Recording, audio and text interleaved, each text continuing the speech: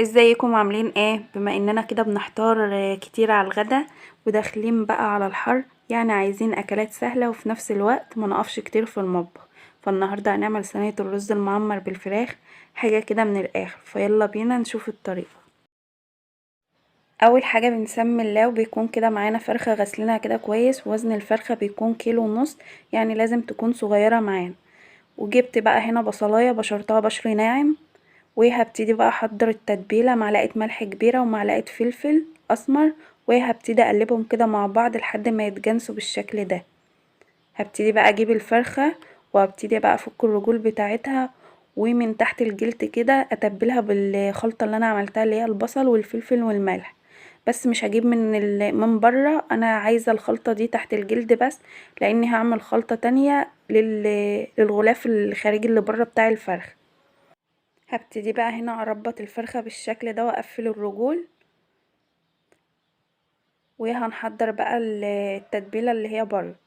جبت بقى كده معلقة من الملح، ربع معلقة كده من الفلفل، ومعلقة صغيرة كده من البهارات، ومعلقة كزبرة ناشفة، ومعلقة كده بابريكا. وهكتب التوابل ديت في صندوق الوصف تحت. وهبتدي بقى اعصر نص ليمونة كده وشوية كده من الخل، وهضيف برضو شوية كده من الزيت، يعني بيكون مقدار معلقتين. وهبتدي بقى ادهن كده الفرخة من بره كويس بالتتبيلة برضو اللي انا عملتها ديت. انا عايزاها بقى كده من بره كده ومن تحت الجوانح بالشكل ده.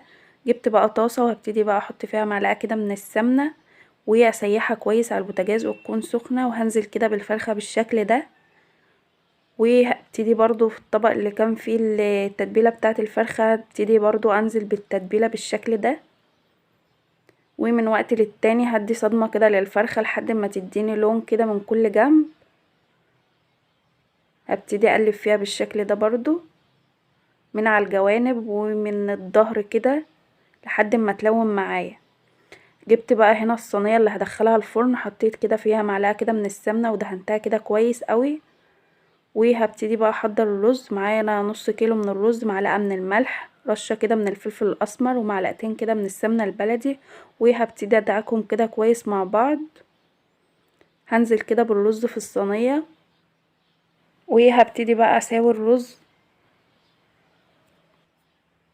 هنزل بقى كده بالفرخة اللي انا حمرتها.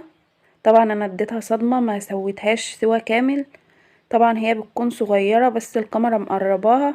ضفت بقى كيلو كده من اللبن بالشكل ده، وباللبن بيكون عامل قشطة من فوق كده. فهبتدي بقى انزل كده بيها على الرز، وهبتدي برضو احط قطع كده من القشطة دي برضو من وش اللبن. هبتدي برضو اضيفها، بتدي لون حلو وطعم احلى برضو في الرز.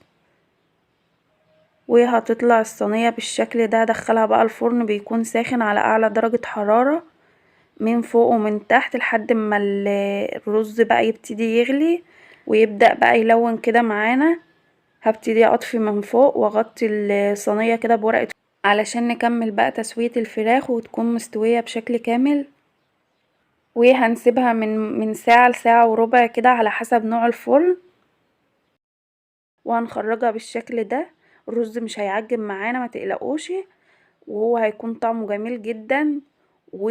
والفراخ بتكون مستوية برضو ودايبة معاكم، وشايفين الرز هو بيبقى طالع قطعة كده كاملة، ما بيكونش كده مفلفل، لان هنا بنزود اللبن. ولو عايزينه يكون مفلفل معاكم بتنقصوا كده في كمية اللبن شوية. وهنا انا عملت جنبه شوية كده من الملوخية، ممكن برضو تعملوا جنبه شوية كده من السلطة. بتمنى بقى الطريقة تعجبكم. ما تنسوش بقى لو وصلتم لحد هنا فولو ولايك وشير، وان شاء الله اشوفكم في فيديو جديد على خير.